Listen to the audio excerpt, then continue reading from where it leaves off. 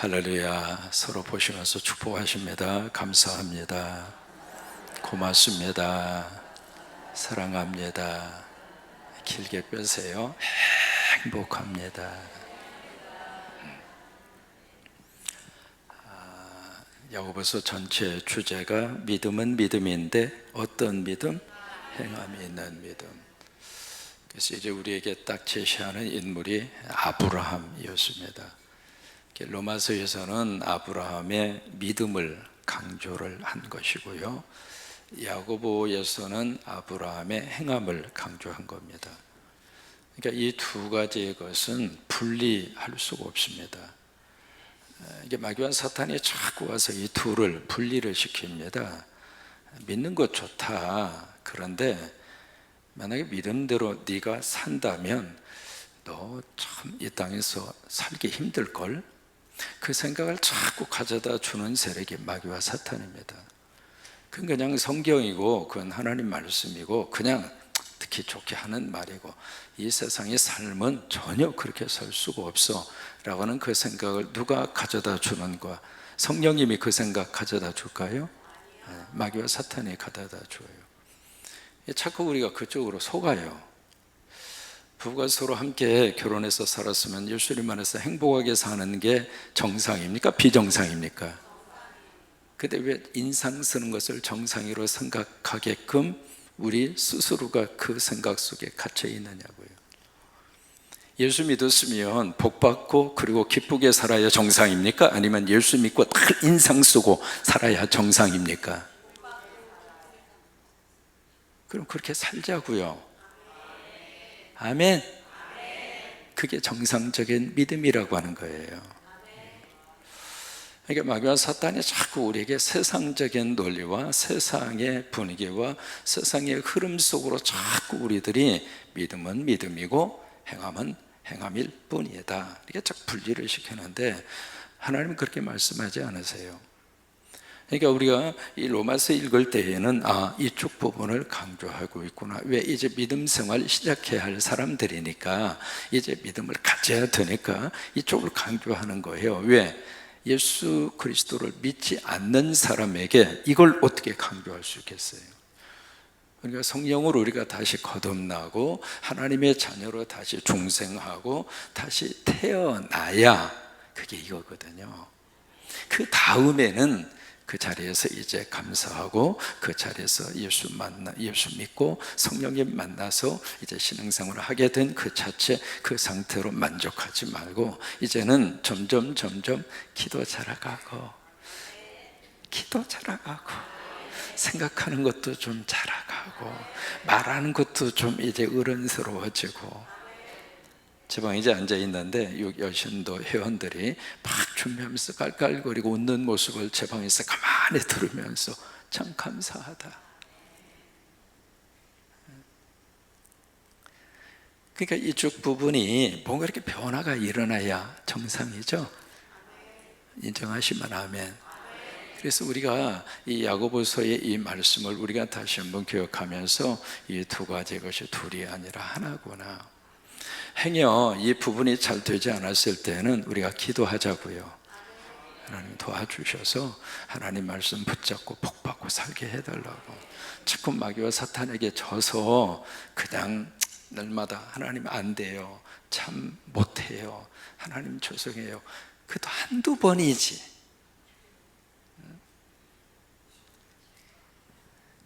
계속 우리가 천국 갈 때까지 안 돼요, 못해요, 죄송해요, 그러다 가면 좀 죄송하잖아요. 벼룩도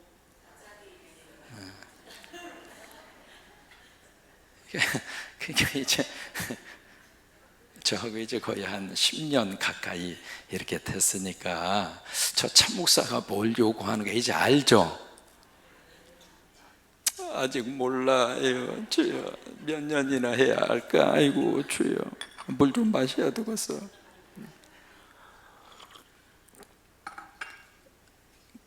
제가 이제 함께 여러분들과 같이 신앙생활을 하면서 저 참목사님이 뭘 하나님 앞에서 강조하고 뭘 그렇게 우리에게 가르쳐 주려고 몸부림을 치고 이제 좀 아셨죠?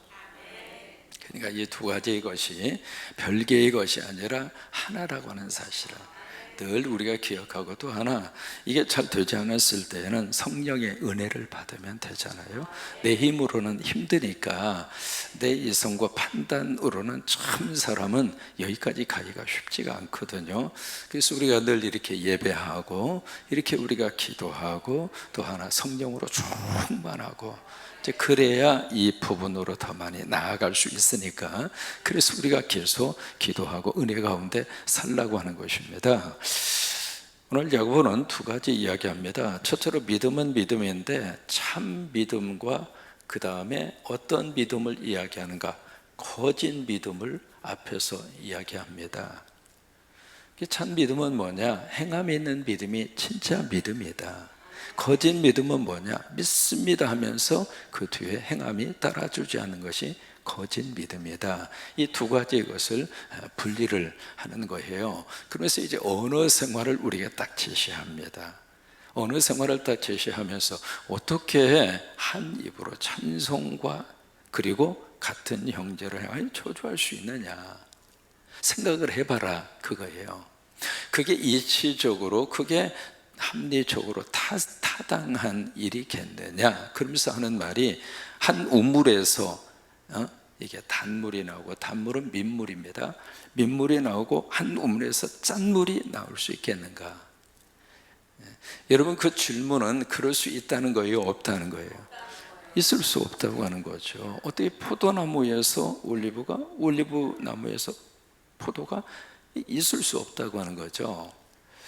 그러면서 거기에 이제 단물과 짠물에 대한 말씀을 하시면서, 만약에 네 입으로 짠물의 언어 생활을 계속하고 있다면 그 믿음이 진짜야?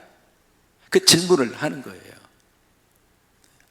여기 짠물과 같은 언어 생활이라고 하는 것은 입만 벌리면 그냥 하나님 기뻐하지 않는 말, 이제 그 말을 계속 지금 하고 있다면 과연 네 믿음이 진짜야? 이제 그것을 다시 한번 점검을 하라고 하는 것입니다. 오늘 말씀에 이제 지혜에 대한 말씀을 하시는데, 이 지혜도 마찬가지입니다. 이 지혜도 두 가지의 지혜로 우리에게 말씀을 하는 거예요. 참 지혜가 있다. 그 다음에 참 지혜가 있는 것에 비해서 그 다음에 어떤 지혜가 있는가, 거짓 지혜가 있더라, 이 말이에요. 앞부분의 13절에서 16절까지가 거짓 지혜입니다. 근데 이 거짓 지혜는 어디에서 나온 지혜인가? 땅에서 나온 지혜라고 그랬어요. 두 번째, 이 거짓 지혜는 어떤 지혜인가? 전혀 영적이지 않는 지혜라고 그랬어요. 이것을 정욕이라 그렇게 표현했거든요.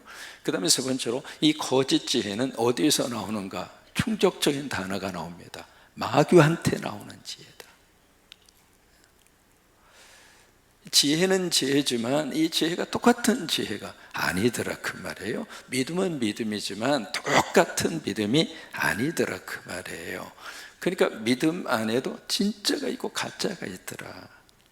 그런 것처럼 이 지혜도 진짜가 있고 가짜가 있는데, 이 가짜 지혜는 전혀 하나님이 기뻐하지 않는 지혜다, 그 말이죠. 그 지혜는 땅에서 인간적인 그런 데서 솟아나는 것이 이 거짓 지혜이고, 또 하나 전혀 영적이지가 않고 정욕적이고, 또 하나 마귀가 주는 지혜다, 이 말이에요. 여러분, 우리가 이 지혜는 멀리 할수록 축복입니다. 이 지혜는 의도적으로 멀리 두어야 돼요. 이런 지혜는 내 가까이 두면 안 됩니다. 이런 지혜가 내 속에 들어오려고 할 때마다 성령의 능력으로 막아야 돼요. 이 지혜가 내 속에 자리 잡지 아니하도록, 이 지혜가 나를 꽉 사로잡지 아니하도록, 이런 지혜는 뿌리를 뽑아버려야 돼요. 여러분, 이 풀도요, 어렸을 때 뽑으면 잘 뽑혀져요. 근데 이게 깊이 뿌리를 내리고 있으면은 이 풀을 뽑으면 위에만 톡 잘라지고 뿌리는 그대로 남아있는 거예요. 돌아서면 다시 나오고, 돌아서면 다시 나오고. 그래서 이 시간에 성령님이 여러분에게 은혜를 베풀어 주셔서 이 거짓 지혜는 뿌리로부터 확 뽑혀지도록. 그러면 이 거짓 지혜가 우리에게 뭘 가져다 주는가? 네 가지를 가져다 주는 거예요. 첫째가 바로 뭔가? 시기예요, 시기. 시기라고 하는 말이 오늘 두 번 나와요. 시기. 자, 보실까요? 13절입니다. 자, 14절입니다. 시작. 그러나 너희 마음속에 독한 시기. 어떤 시기?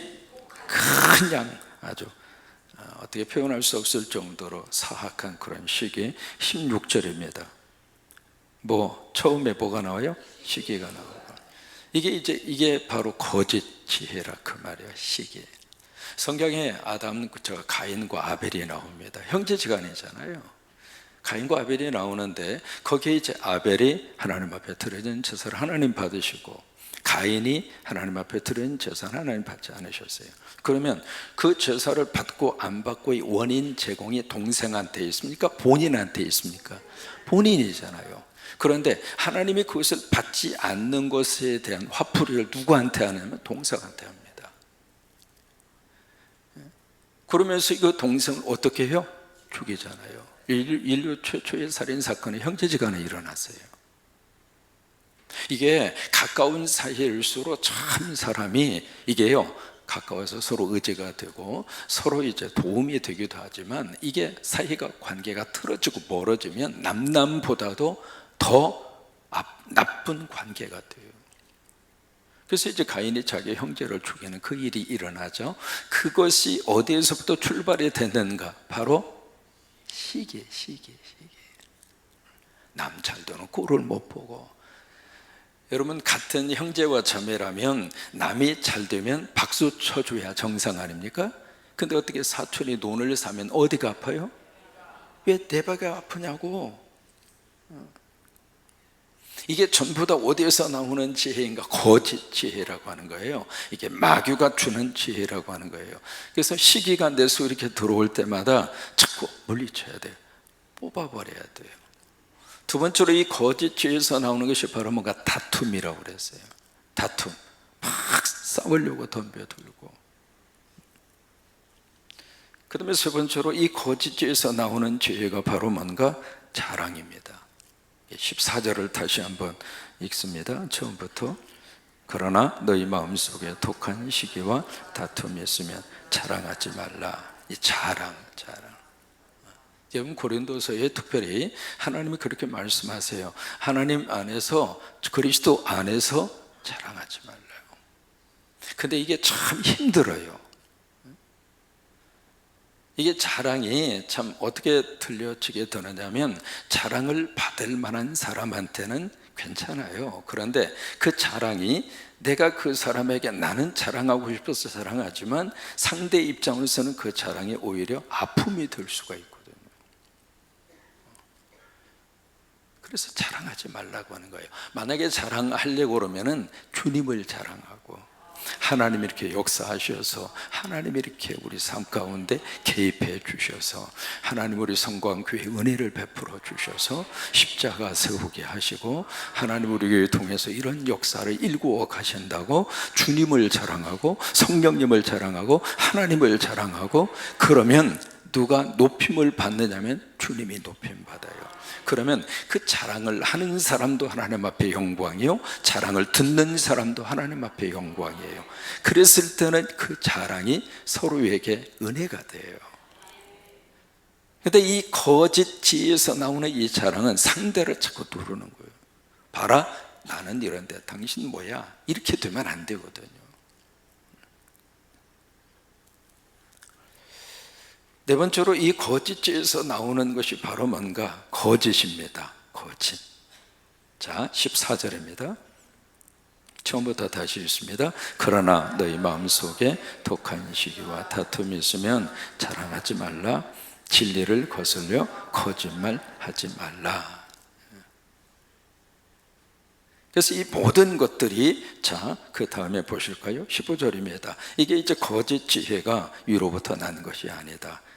땅에서 난 것이고, 두 번째로 정욕에서 나온 것이고, 이 정욕이라고 하는 게 바로 전혀 영적이지 않다 그 말이에요. 그 다음에 어디에서 나와요? 귀신한테 나온 것이다.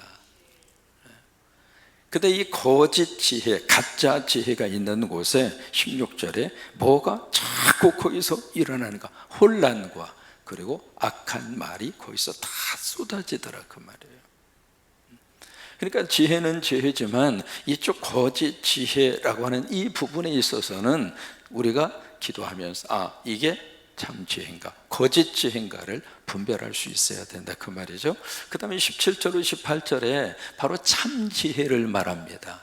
진짜 지혜가 뭔가라고 하는 것을 17절에서 그렇게 말합니다. 17절 함께 읽습니다. 오직 위로부터 난 지혜는, 이게 중요한 포인트입니다. 자, 이게 중요하거든요. 위로부터 난 지혜입니다. 공부 많이 하고 그리고 성적이 좋은 그걸 말하는 게 아닙니다. 자, 저를 한번 보실까요? 이 사람이 참 머리가 똑똑하고요, 좋은 대학 나오고 그래서 공부도 많이 하고 그 사람들이 정말 지혜롭게 행동하면 모두에게 다 유익을 줍니다. 근데 이게 똑똑해서 그렇게 공부 잘하고 좋은 대학 나온 사람이 그 지혜를, 그 지식을 이상한 방향으로 쓰면 사람들에게 해를 줍니다. 그 대표적인 케이스가 미국에서 있었습니다. 18년 동안 미국 사람들을 공포에 떨게 했던 주인공이 하나 있어요. 여러분도 아마 들어보셨을 거예요. 유라바마라고 하는 이름으로 알려진, 원래 그 사람의 이름은 그 이름이 아니에요. 유라바마라고 하는 이름으로 알려진 18년 동안 이게 폭탄물이, 이게 그냥 불특정 다수에게 폭탄, 이 우편이 배달이 되는데 소포가 이제 왔으니까 뭔가 싶어서 이렇게 딱 열면 폭탄이 터져가지고, 그래서 미국 전역에 이게요, 한 장소만 이게 우편물이 오는 것이 아니라 그냥 여기저기 막 오니까, 그것도 1, 2년도 아니라 18년 동안 이게 미국의 정보망을 다 동원을 시키고 FBI 할 것 없이 이 사람을 추적하고 잡으려고 18년 동안이나 뒤졌는데 단서를 잡을 수가 없는 거예요. 얼마나 이 사람이 똑똑한지. 그러다가 어떻게 잡았는가, 동생이 형이 이렇게 보면 이상한 행동을 하거든. 동생이 그 형을 따라갔어요. 따라갔더니 산속에 들어가서 산에다가 움막 같은 것을 이렇게 만들어 놓고 그 움막에서 하루 종일 뭔가 하는 거예요. 우리 형이 이상하다고 신고를 해서, 그래서 그 형이 추적을 한 거예요. 추적을 하다가 완전 범죄를 그분이 그동안에 18년 동안에 했는데 딱 결정적인 실수 하나를 합니다. 뭐냐면 소포를 보낼 때 침으로, 거기다 이렇게 뭔가 붙이잖아요. 침으로 그걸 붙인 거예요. 거기서 DNA를 뽑아서 그 사람을 증거로 해가지고 움막에 숨어있는 그 사람을 잡은 거예요. 딱 잡고 보니까 이분이 하버드 대학 출신입니다.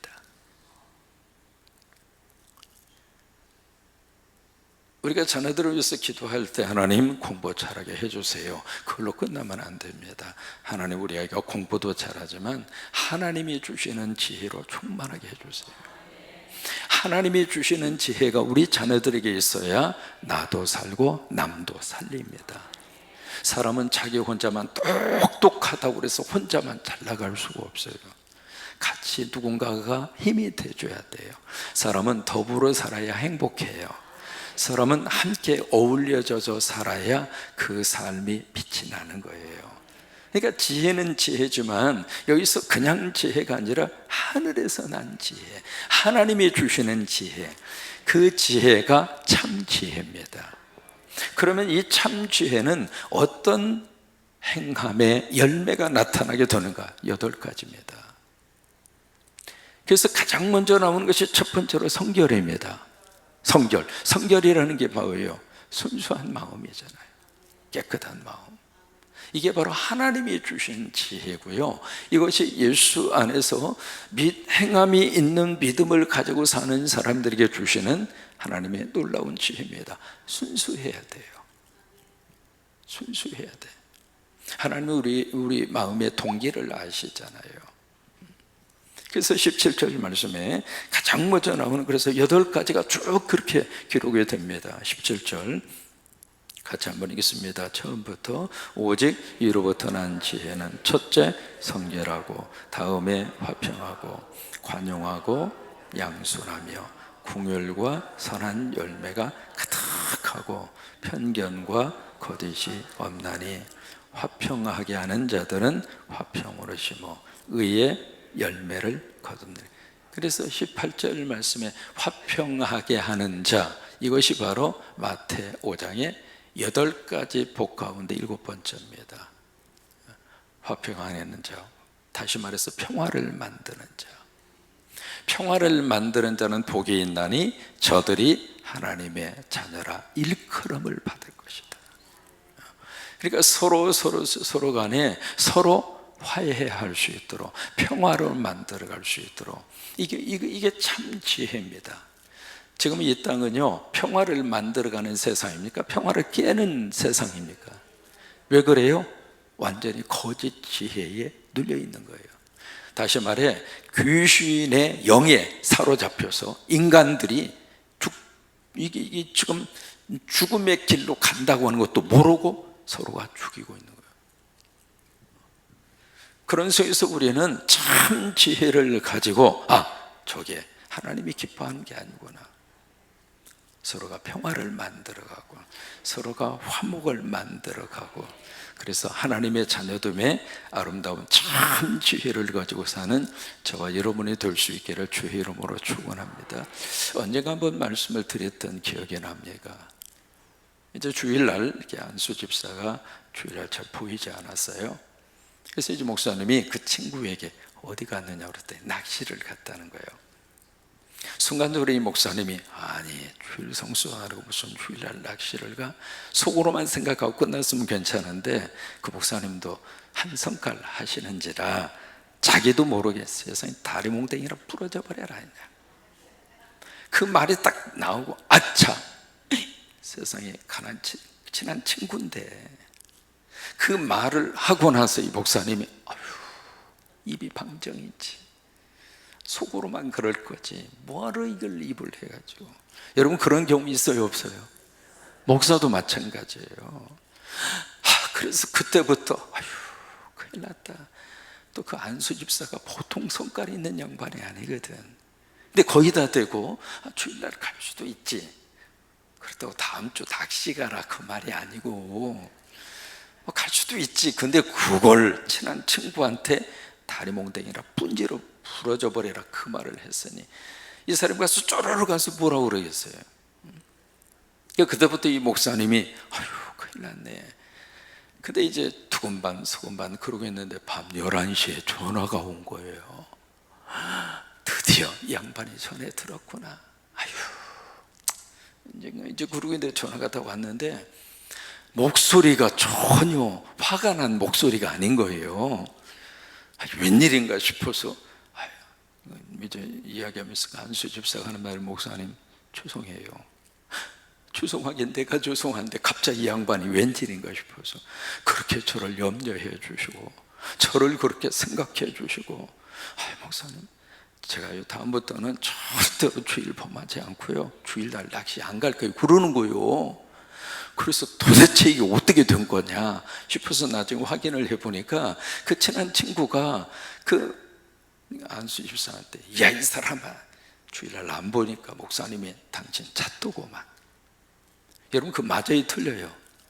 맞잖아요. 안 보니까 찾은 건 맞잖아요. 그러면서 얼마나 걱정을 하는지. 다리몽댕이 부러져라 그 말은 안 하고 얼마나 당신을 걱정하고 찾는지. 당신 앞으로 주일 그러면 안 되겠더라. 목사님이 당신 그렇게 걱정하고 위해서 기도해 주시더라.